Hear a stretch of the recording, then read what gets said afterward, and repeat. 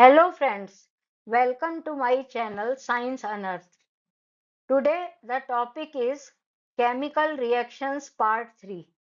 This whole chapter I have divided into three parts and part 1 and 2 I had discussed earlier, and today is part 3. In this part 3 there are types of chemical reaction. In previous two parts, I discussed about the chemical reactions and chemical equations. What are chemical reactions and what are chemical equations? Now, in this part, we will discuss about the types of chemical reactions in detail. The link of previous two uh, videos is given in description box, and now we will start the topic, but don't forget to like, share, and subscribe to my video. So, this is the topic of today's discussion, chemical reactions, part 3. Now, just for revision, I am again repeating the definition of chemical reaction. Chemical reaction पूरा detail में पहले वाले जो दो videos थे उनमें हम पढ़ चुके हैं इसके बारे में कि केमिकल रिएक्शंस क्या होते हैं and what are chemical reactions and what are chemical equations. ये पूरा डिटेल में हो गया था, but just for revision I am telling you that a chemical reaction is a process that leads to the chemical transformation of one set of chemical substances to another. What is the meaning of transformation? Change होना, बदलना. तो एक set of chemical substances हमने लिया और उसका transformation हो गया किसी दूसरे सब्सटेंसेस में. So this process is called as chemical reaction. In simple language, chemical reactions are the process in which new substances are formed. The two or more substances that we take for reaction, they are called as reactants, and the new substance which is formed is called as product. उसे product कहते हैं. Now, this newly formed substance that is formed in a chemical reaction has the properties different from the reactants. जो उसमें जो product बनता है उसकी जो प्रॉपर्टीज होती हैं वो जो रिएक्टेंट्स की प्रॉपर्टीज हैं उनसे बिल्कुल डिफरेंट होती हैं. न्यू सब्सटेंस होता है. The substances which take part in chemical reaction, they are called as reactants, and the chemical substances that are formed are called products. Now you can see one reaction on the screen, that is H2 plus O2 gives H2O. These are hydrogen and oxygen, they are reactants, and what is formed? Water, H2O. So H2O is a product. Now, there are certain types of chemical reaction. The first type is the type of chemical reaction. First type is combination reaction. Combination word comes from combine. जो दो चीजों का combine होना, मिलना. When two or more substances combine to form a single substance, this type of reaction is known as combination reaction. It means when two or more substances combine, they react and combine to form a single substance, then this type of reaction is known as combination reaction. A combination reaction, also known as a synthesis reaction. The general form of a combination reaction is A plus B is equal to AB. This is the general reaction. That is, in this reaction, A and B are reactants and they combine to give a product AB. So this is a general reaction. Now I have told you that when two or more substances combine to form a single substance. अब इसमें आप एक चीज देखें कि जो दो या दो से ज्यादा जो सब्सटेंसेस हैं जो कंबाइन करेंगे तो उसमें तीन पॉसिबिलिटीज हो सकती हैं, three possibilities. Number one, two or more elements can combine to form a compound. इसका ये मतलब हुआ कि जो रिएक्टेंट हैं वो एलिमेंट हैं, दे आर एलिमेंट, और वो टू भी हो सकते हैं और मोर देन टू भी हो सकते हैं, लेकिन जो रिएक्टेंट्स हैं दे आर ऑल एलिमेंट्स, और वो कंबाइन करके फॉर्म कर रहे हैं, एक कंपाउंड बना रहे हैं. सेकंड पॉसिबिलिटी का मतलब कि सेकंड क्या पॉसिबिलिटी है, कैसे रिएक्शन हो सकता है, वो ये है कि टू और more than two compounds can combine to form a new compound. अब इसमें जो रिएक्टेंट्स हैं all of them are compounds, means the combination is done between the compounds only. Reactants are compounds and they combine to form a new compound. Third probability or possibility is an element and a compound can combine to form a new compound. Now, out of the reactants, one is element and other is compound. एक element है reactants में से और एक compound है, और वो दोनों कंबाइन करके और ज्वाइन करके रिएक्शन करके और एक new compound. The three possibilities that I have discussed earlier, so now you see them in the form of a reaction. On the screen, one reaction is H2 plus O2. It gives H2O. So H2 is element and O2 is also element, and two elements they are combining to give one product, that is compound. Other possibility, two compounds combine. So in this equation, CaO, calcium oxide, is a compound, H2O is a compound, and two compounds they combine to give a new compound, calcium hydroxide, CaOH whole twice. Third possibility is one element and one compound. So in this reaction, CO, carbon monoxide, is a compound and oxygen is an element. So both combine to give a new compound, that is carbon dioxide. So these are the three possibilities in which this combination reaction can take place. ये तीन possibilities हैं कि इसका ये मतलब हुआ कि इन के बीच में reactions possible हो सकता है, या तो दो एलिमेंट्स के बीच में, या एक कंपाउंड और एक एलिमेंट, या फिर दो कंपाउंड, दोनों कंपाउंड रिएक्टेंट्स होंगे. तो ये पॉसिबिलिटीज हो गई, इनमें रिएक्शन होता है. Now next type of reaction comes decomposition reaction. Now this decomposition reaction is just the reverse of the composition or the combination reaction. Now its definition is decomposition reaction is a reaction in which a compound splits up into two or more simpler substances. इसमें जो compound होता है वो break हो जाता है, split हो जाता है दो या दो से ज्यादा सिंपलर सब्सटेंसेस में.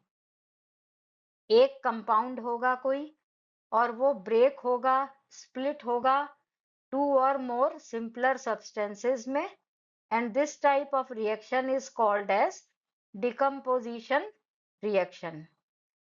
Now, breaking of a compound is carried out by the application of heat, light, or electricity.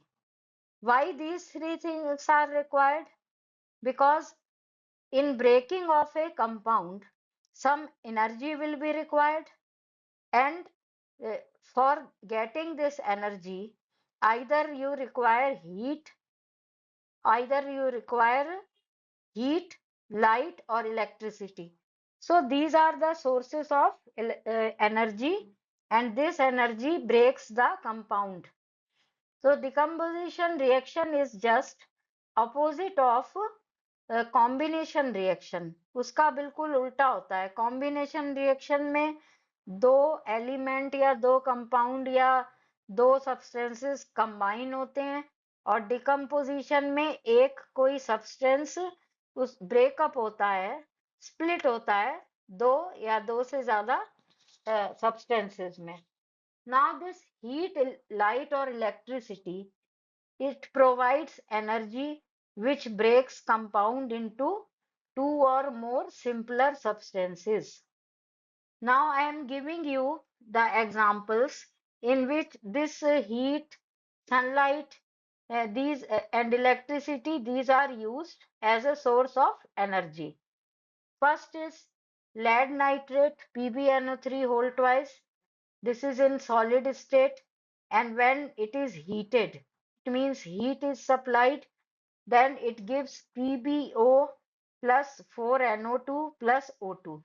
So this reaction is carried out by giving heat, by supplying heat. Other one is AgCl, silver chloride, and this reaction is carried out by sunlight. When it reacts with sunlight, when it combines with sunlight, or sunlight, when it is exposed to sunlight, then it is broken down into silver and chlorine. So this is the decomposition reaction of silver chloride. It is carried out with the help of sunlight, and this is the reason these silver compounds, they are kept in colored bottles in chemistry lab. ये sunlight से react कर जाते हैं AgCl, और इसलिए इसको sunlight किसी में ना जाए ऐसे किसी कंटेनर में इसको रखना पड़ता है. Then third one is then H2O, it reacts, it is carried out by electricity. When electricity is passed, then H2 plus O2 is formed. Now the reaction of H2O, breaking of H2O into H2 and O2, in which electricity is passed in acidified water, it decomposes to give hydrogen and oxygen. This reaction takes place by the action of electricity, and it is known as electrolysis of water. Reaction is displayed in detailed as follows. Hydrogen और oxygen बनता है H2O. H2O के अंदर जो electricity pass की जाती है, और उससे ये ब्रेकअप हो जाता है, इसका डिकम्पोजिशन हो जाता है, और हाइड्रोजन और ऑक्सीजन बनता है. ये जो रिएक्शन है या ये प्रोसेस, ये कहलाता है इलेक्ट्रोलिसिस ऑफ वाटर. और इसको, ये जो रिएक्शन है, इसको हम केमिस्ट्री लैब में कर सकते हैं, और इसका एक एपरेटस सेट किया जाता है. इसमें एक ब्रॉड बॉटल लेते हैं, ग्लास बॉटल, उसके अंदर एक टाइटली फिटेड कॉर्क होता है. कॉर्क में दो होल्स होते हैं. होल्स में हम ये कार्बन रॉड्स लगा देते हैं as electrode, and these two electrodes, they are joined to a battery. Then there are two test tubes which are full of water, and they are placed inverted over these electrodes. दो इसमें test tubes लेते हैं, और उनको पूरा पानी से भर के, वाटर फिल्ड होती हैं ये फुल, और इन्वर्टेड उनको इन इलेक्ट्रोड्स के ऊपर रख देते हैं.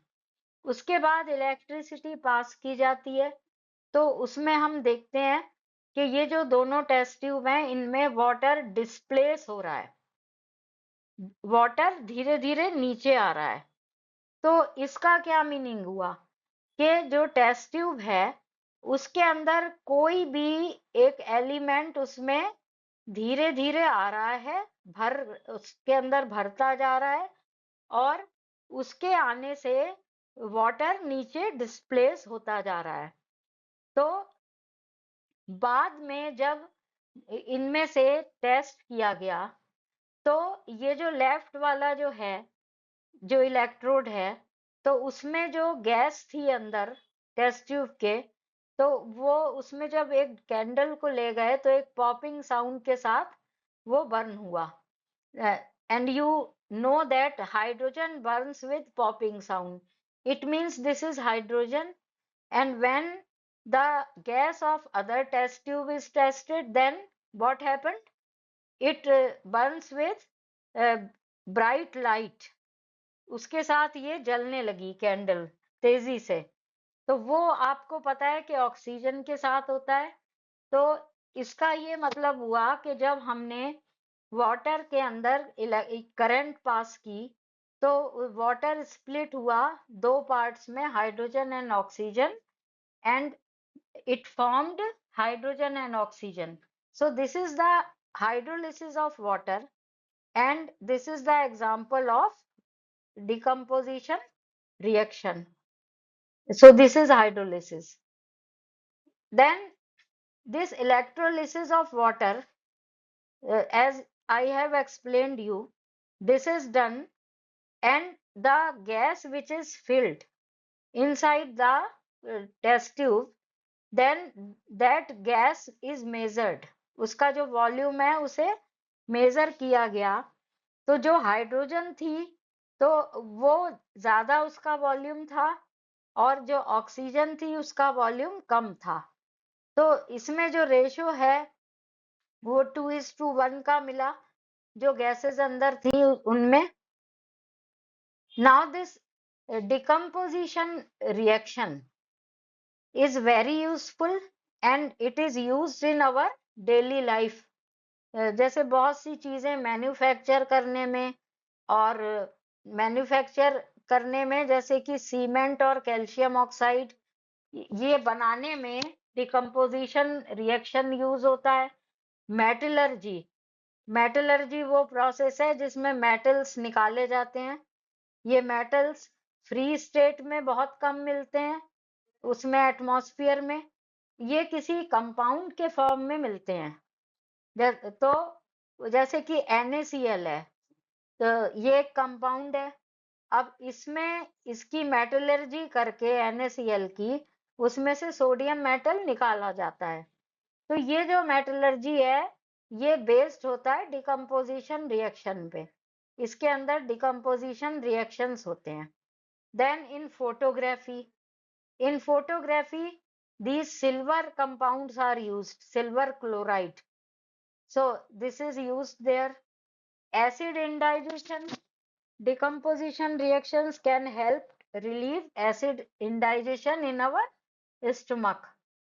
Then there are so many uses, as for example producing oxygen and carbon dioxide, producing lithium oxide, decomposing food particles, making hydrogen.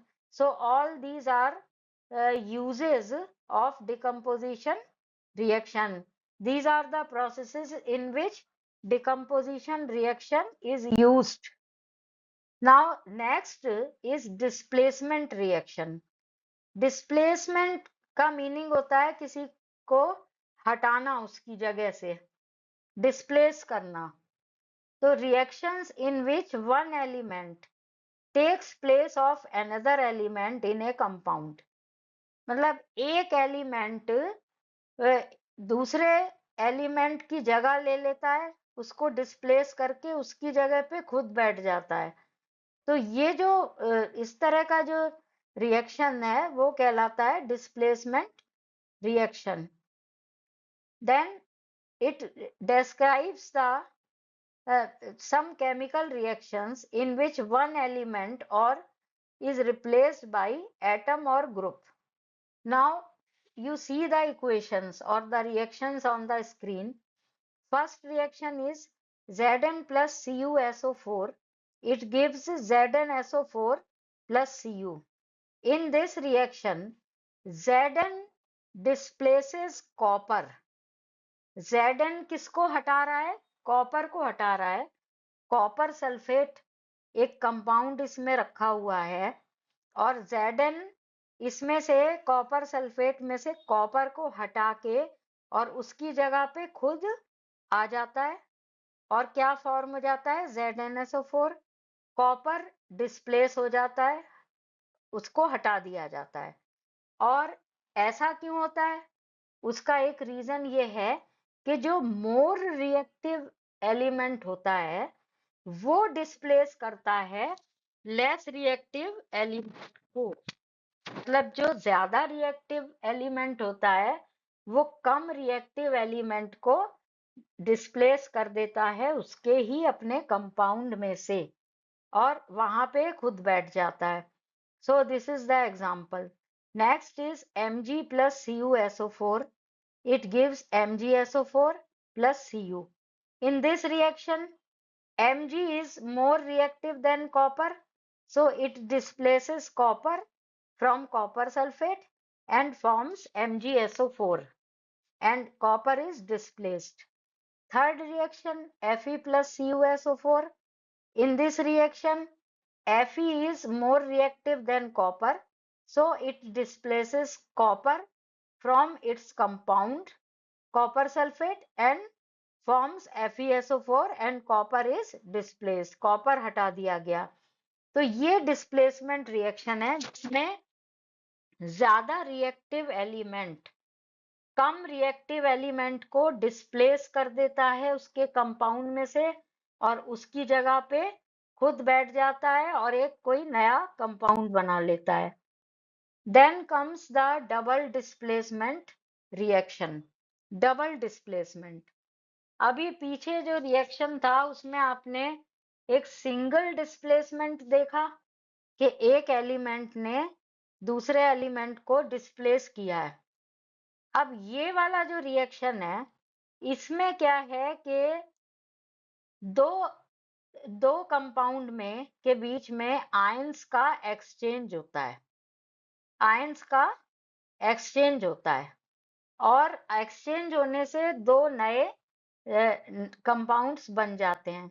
उसका एग्जांपल ये है कि when silver nitrate solution is added to sodium chloride, a white precipitate of silver chloride is formed along with sodium nitrate. This is an example of a double displacement reaction where the positive and negative ions of the two reactants are exchanged to form two new compounds. Now see the equation. So I will discuss in detail. इसमें आपको clear समझ में आ जाएगा कि कैसे ions का exchange होता है. अब आप इमेजिन करो कि जब NaCl और AgNO3 को मिक्स किया गया मींस कंबाइन किया गया तो NaCl डिवाइड हो गया दो आयंस में Na plus and Cl minus. Similarly, this AgNO3 is also divided into two ions Ag plus and NO3 minus. Now in the solution, there are two positive ions Na and Ag and there are two negative ions Cl and NO3.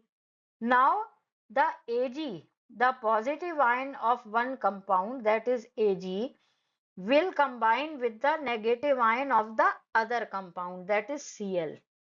So AgCl is formed and positive ion of NaCl that is Na combines with the negative ion of AgNO3 that is NO3 and NaNO3 is formed.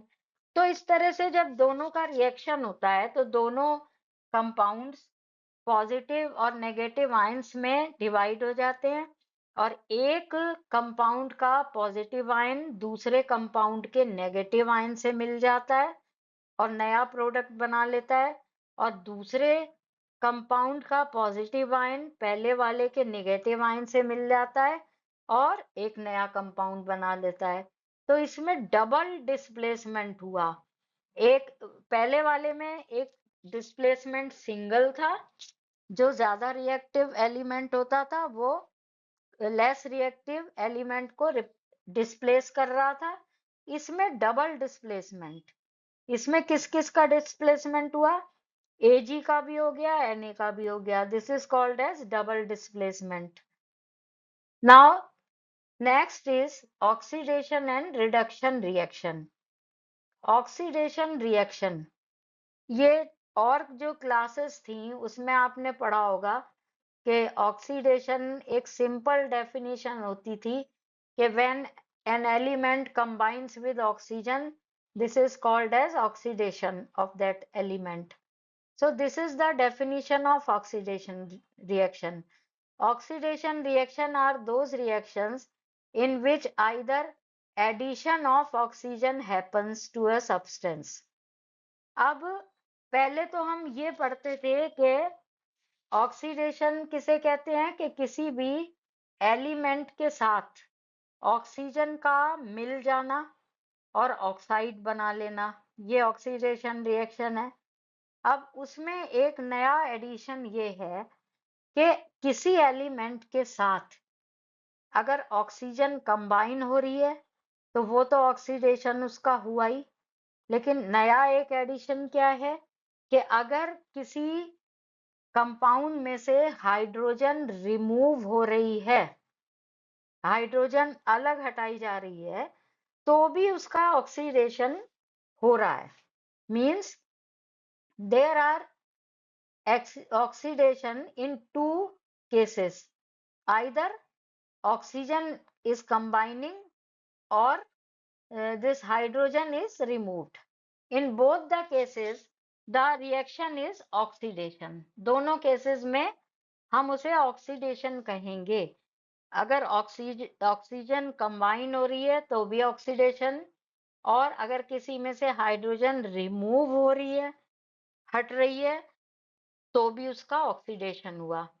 इसी तरह से जो reduction है, reduction में अगर hydrogen combine हो रही है तो रिडक्शन हुआ, या फिर जो सब्सटेंस है उसमें ऑक्सीजन का रिमूवल हो रहा है, मतलब पहले उसके साथ ऑक्सीजन कंबाइन थी, फिर उसमें से ऑक्सीजन को रिमूव कर लिया गया, तो इसको भी हम रिडक्शन रिएक्शन कहेंगे. So these are the definitions of oxidation and reduction. Definition of oxidizing agents: the substances which provide oxygen for oxidation. अब कोई भी एक एलिमेंट है, कोई एक एलिमेंट ले लिया, A है, अब इसका ऑक्सीडेशन करना है तो उसके साथ ऑक्सीजन को जोड़ना होगा ना, कंबाइन करना होगा, तो जो कोई दूसरा सब्सटेंस जो ऑक्सीजन देगा, इसके साथ कंबाइन होने के लिए जो ऑक्सीजन दे रहा होगा, उसको कहेंगे ऑक्सीडाइजिंग एजेंट. अब कोई एलिमेंट है, उसके साथ ऑक्सीजन आके कंबाइन हो रही है, तो उसका तो हो गया ऑक्सीडेशन, और जिसने ऑक्सीजन वो दी, उस सब्सटेंस को कहते हैं oxidising agent. Now next is reducing agent. एक ऑक्सीडाइजिंग एजेंट में एक और चीज है कि कोई ऐसा सब्सटेंस जो हाइड्रोजन को अगर रिमूव करवा रहा है तो वो भी ऑक्सीडाइजिंग सब्सटेंस कहलाएगा. Either a substance is providing oxygen or it is helping in removal of hydrogen. In both the cases, the oxidation of that element takes place, and that agent is called as oxidizing agent. Now, reducing agent, the substances which gives oxygen for reduction, sorry, hydrogen for reduction. Hydrogen जो दे रहा होगा reduction के लिए, वो हुआ reducing agent, या फिर oxygen को रिमूव करवा रहा होगा उसमें से, तो भी उसका ऑक्सीडेशन हुआ और वो रिड्यूसिंग एजेंट कहलाएगा। तो ये इनकी डेफिनेशंस हो गई। Now the oxidation reduction reactions are also known as redox reactions. दोनों वर्ड्स को ज्वाइन कर दिया, रिडॉक्स हो गया। When copper oxide is heated with hydrogen, then copper metal and water are formed. This is the chemical equation. So in this chemical equation, copper oxide is changing into copper. So oxygen is being removed from the copper oxide. इसमें से oxygen को निकाल लिया गया। And according to the definition, removal of oxygen from a substance is called reduction. तो इसमें copper oxide का reduction हो गया, क्योंकि उसमें से ऑक्सीजन को रिमूव कर लिया, और रिमूव कर लिया तो रिमूवल ऑफ ऑक्सीजन कहलाता है रिडक्शन। तो कॉपर ऑक्साइड का रिडक्शन हो गया। और इसमें एक और बात आप देखिए, किसने रिमूव करवाया ऑक्सीजन को? H2 ने। तो ये जो H2 है ना, इसको हम रिड्यूसिंग एजेंट भी कह सकते हैं।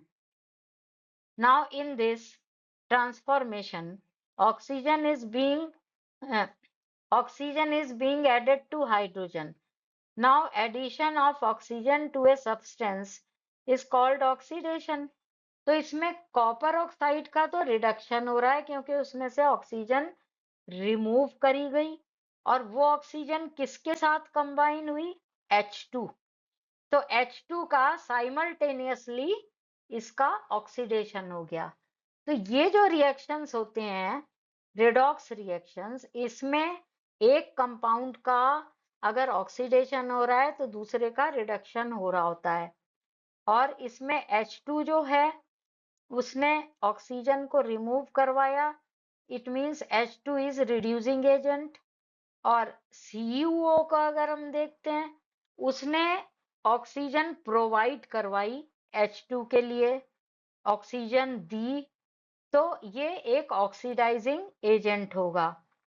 तो ये जो है oxidation reaction, it happens simultaneously, in which if two compounds or two substances taking part in this reaction, one is oxidized and other one is reduced. So this is called as redox reaction. Now Cu plus H2, in this copper oxide is giving the oxygen required for oxidation of hydrogen. Hence copper oxide is an oxidizing agent and hydrogen is responsible for removing oxygen. So this is reducing agent. It means in this equation, substance oxidized, किसका oxidation हुआ? H2 का। Reduction किसका हुआ? CuO का। और इसमें oxidising agent कौन कहलाएगा? CuO, क्योंकि उसने ऑक्सीजन दी H2 के ऑक्सीडेशन के लिए। और रिड्यूसिंग एजेंट कहलाएगा H2, क्योंकि उसने ऑक्सीजन को रिमूव करवा लिया उसमें से। तो ये इसकी डिटेल हो गई। Now this oxidation reduction reaction, these are very useful in our everyday life. So how they are useful? All of us know corrosion of metals. ये कोई भी जो आयरन सब्सटेंस होता है, कोई आयरन ऑब्जेक्ट, उसको आप रख दें तो रेनी सीजन में उसके ऊपर एक ब्राउन लेयर आ जाती है, and that is due to corrosion. So corrosion can be defined as the degradation of a metal due to a reaction with its environment. Degradation implies deterioration of physical properties of material. In simple words, corrosion is the process in which metal are eaten up gradually by action of air, moisture and acids on the surface of metal. ये जो iron जो object है, ये atmosphere की air के साथ इसका oxidation हो जाता है, और इसमें सरफेस पे एक लेयर फॉर्म हो जाती है, इसको रस्टिंग भी कहते हैं। तो इससे लेयर बाय लेयर वो जो ऑब्जेक्ट है वो एक तरह से खत्म होता जाता है, धीरे धीरे पूरा उसका डिटीरियोरेशन होता जाता है पूरा। तो this process is called as corrosion of iron. Its chemical equation is this: Fe plus O2 plus XH2O. It gives this iron oxide compound. During corrosion of iron, iron metal is oxidized by the oxygen of the air in presence of water to form hydrated iron oxide called rust. So this is the reaction which takes place on the surface of the metal in rainy season, because moisture is also required for this oxidation. So this is the study of corrosion. Now next, rancidity. When the food material are prepared in fats and oils are kept for a long time, they start giving unpleasant smell and taste. कोई भी food materials जो fried होते हैं, oils के अंदर उनको fry करते हैं, deep fry, and then we keep them for long time, then they give unpleasant smell.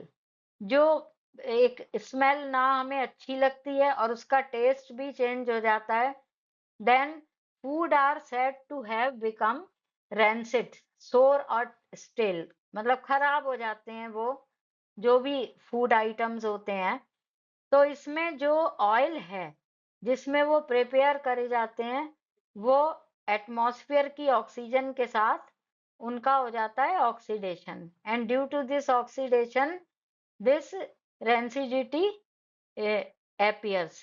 तो इसमें एक फाउल स्मेल, खराब उसमें से आने लगती है, अनप्लेजेंट स्मेल, टेस्ट भी चेंज हो जाता है.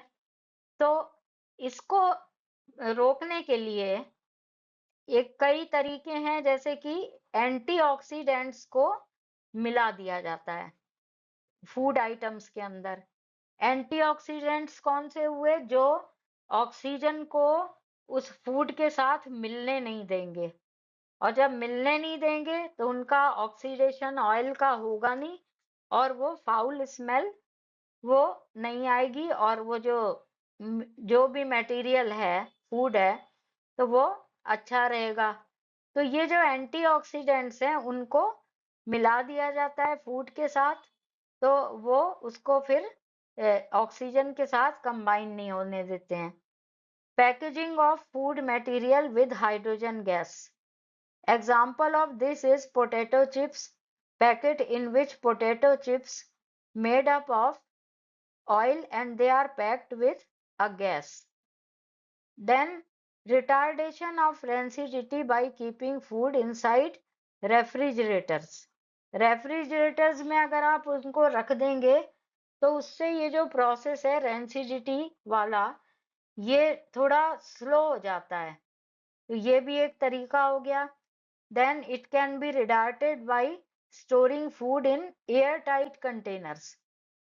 If we keep these food items in airtight containers, then it will not allow oxygen to enter into this container, and that oxygen will not combine with the food item, and it will not spoil that. Then this rancidity can be retarded by storing food away from sunlight, as in the absence of sunlight, oxidation of foods slow down. So this is all for today.